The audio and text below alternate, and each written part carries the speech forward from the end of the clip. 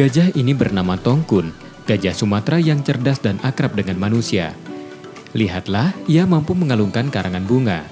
Tongkun adalah satu dari 30 ekor gajah Sumatera di Suaka Marga Satwa Padang Sugihan, Banyuasin, Sumatera Selatan.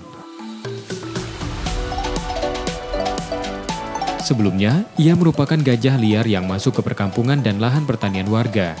Konflik dengan manusia membuat keberadaan mereka di alam liar terancam. Pemerintah menunjuk Suaka Marga Satwa Padang Sugihan sebagai kawasan konservasi alam bagi mamalia raksasa tersebut. Di tempat ini, gajah mencari makan dan berproduksi. Mereka juga dilatih oleh pawang di pusat latihan gajah agar jinak dengan tujuan menghalau gajah liar, membantu pemadaman api, hingga dapat juga menghibur pengunjung yang datang.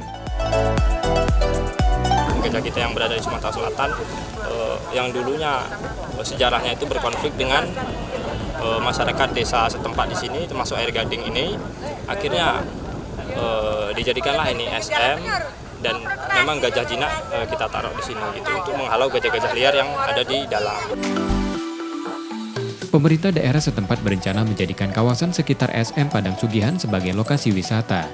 Keberadaan gajah diharapkan bisa memberi pendidikan warga untuk mencintai satwa dan menjaga kelestarian alam.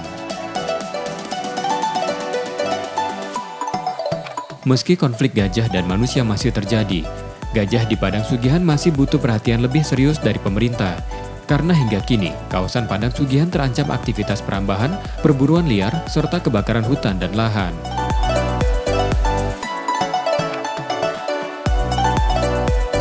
Rizky Nurmizan, Kompas TV, Banyuasin, Sumatera Selatan.